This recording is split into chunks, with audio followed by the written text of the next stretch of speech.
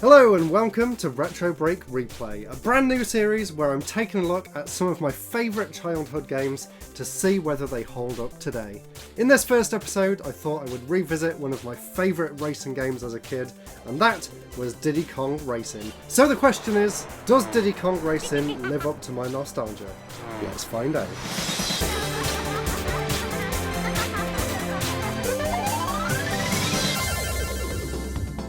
So here's the original box, and as you'd expect, it's super bright and colourful, and the instruction manual is also equally as fun. I used to love these old instruction manuals, especially the ones from Rare. They just went into so much detail about all of the different characters and the world building that's just not there in the final game, so I really enjoyed studying these as a kid to get as much information as possible out of the games. And for this video I also picked up the Japanese version here to compare the box art and to have a look at the manual inside. And in case you're curious, here's both of the different cartridges too. And the final thing I wanted to show off in terms of boxes and manuals and things like that, I actually found this old tips book that I got in a Nintendo magazine back in the day. And this actually has course layouts for all the different stages in the game, which is really cool to see. You can tell they went through a lot of effort to put this together back in the day. The first thing that hit me when I booted the game up was just how bright and colourful everything is. There's a really happy, childlike atmosphere to everything, and the amazing catchy music composed by David Wise brings back so many great memories. I just love this intro sequence where it announces all the different characters.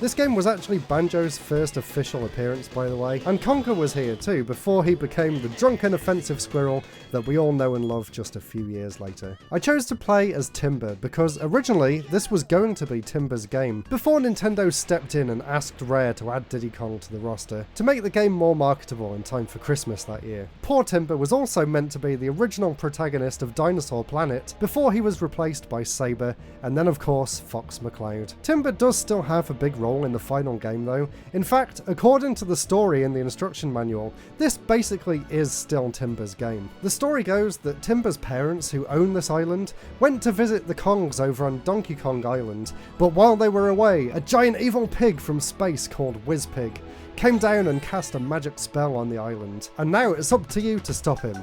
Before he gets bored, I think. There's also something about him reawakening a sleeping genie elephant called Taj, who then spends his days wandering around and grumbling about Whizpig. Nonsensical story aside though, the world and characters all fit very well in the game, and the island itself is great fun to explore, despite its small size. In terms of gameplay, the game is split up into 5 different areas. We have Dino Domain, Snowflake Mountain, Sherbet Island, Dragon Forest, and the final unlockable world, Future Funland. Apart from the final area, which is unlocked after completing all of the previous ones and beating Whizpig, the rest are actually locked behind doors with numbers on them. This number refers to the amount of balloons that you'll need in order to open it, and having this kind of progression system in a racing game is really fun and unique, and it helps it feel more like a proper adventure. There's several different ways to gather balloons. You can get them from winning races,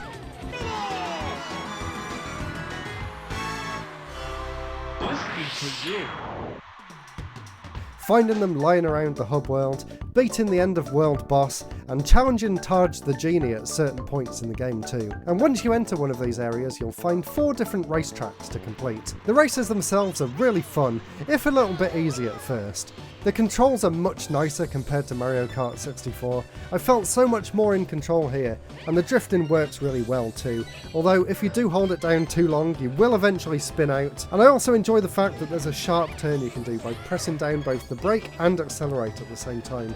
It's perfect for lining up and collecting all of the silver coins. The weapon system is also quite unique. Rather than just being a random pickup, you can actually see what weapon you're going to get ahead of time. Each of the different coloured balloons on the stage correspond to a different power-up. Red being missiles, blue being speed boosts, yellow and purple is a shield, and green is the game's equivalent of bananas in Mario Kart, and there's also a rainbow one which is a magnet which allows you to pull yourself towards the closest opponent. Each of these can be powered up by collecting multiple of the same colour balloon, My favourite is the homing missile, which is 2 red balloons. I always try and go for that one over everything else. It's a great gameplay system and it adds a good bit of strategy to the gameplay too. So once you've finished these races in the area and you get enough balloons, then you'll be granted access to that world's boss. And these boss fights are extremely challenging. I remember as a kid I couldn't beat the first one for ages and almost gave up right there. Well done, kid. Now I challenge you to a race. They are all possible though, and they are a great challenge. I really did enjoy the boss fights. You really have to focus on finding the perfect racing line to get through them. After the boss fights, the levels all gain brand new silver coin challenges. Well done, kid. Now try my new challenge. Collect all of my silver coins from around the diamond domain. You must find 8 from each level and win, and then come back to see me. These task you with collecting 8 silver coins and finishing in first place. As you can imagine, this is a good challenge, but it's not impossible. I actually had a lot more fun with the coin challenges than the standard races. And of course, in typical Rare fashion, there's loads of other stuff to collect throughout the game too. There's a Whizpig amulet that you need to restore, there's also a TT amulet as well, and there's also a hidden key in each world too. It's really fun searching the different stages in order to try and find the keys. Some of them are in really clever locations, like this one where you have to ring this bell, which raises the drawbridge, and then you go around the course backwards and jump over the bridge to find the key hidden at the top of the stage. Yeah, there we go, we got it. And I didn't have to resort to Google. Once you find this key, you unlock a certain minigame in that world. Most of these are just basic multiplayer battle stages, but you do actually need to play them in single player as well, in order to collect the pieces for the TT amulet. I really enjoyed this flying one in Dino Domain, where you have to steal eggs from the opponents and hatch them in your own nest. The rest of them are kind of like Mario Kart style battle maps. There's one in the castle, which was really cool, there's another one in this ice cave, and there's one in the water surrounded by these little islands. It's a really fun diversion from the main game, and I had a lot of fun doing these. So this all might sound a little bit overwhelming, but basically each area in the game boils down to this. You play all of the stages and come first in each race, which unlocks the boss fight to that area, then you beat the boss and go back through all the stages collecting the silver coins, whilst also finishing first in every race. Then you fight a harder version of the boss. Hopefully this doesn't take as long as facing the octopus last time, because that literally took half an hour. And finally, you enter the trophy race, which is a full-on Grand Prix style mode where you play every level back to back against more challenging opponents. You can do all this and then you move on to the next world and do it all over again. There is a little bit of leeway based on the amount of balloons that you need, so you can tackle some of this out of order if you need a break or if you find anything a little bit too challenging. Some people like to criticise the game as getting a bit too repetitive, but I think the game is just so fun to play and the music is so enjoyable to listen to that I really don't mind repeating the same stages over and over again. And speaking of the music, I honestly think that this is David Wise's best work so far.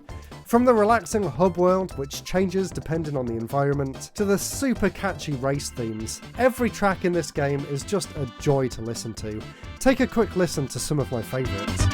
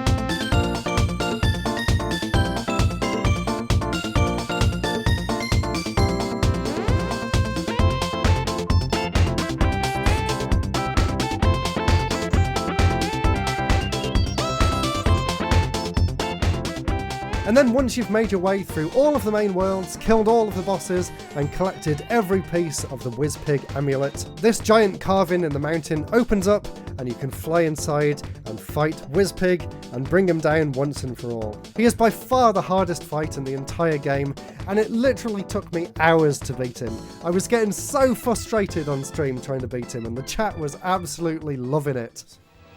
Oh wow, okay, restart already. That was a terrible, terrible start. Ah. Right, hard left there.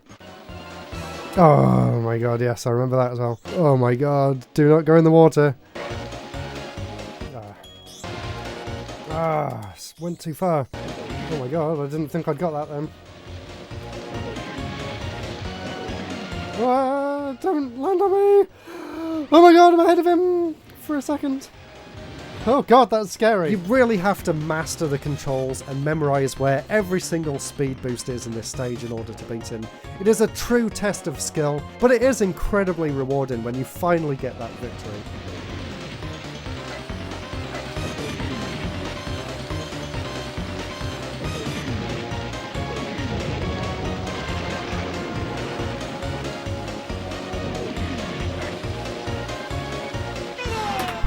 Oh my god. I did it and I made it look easy!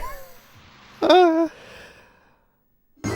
my god, my palms are sweaty, my heart's beating a million miles an hour, but I did it.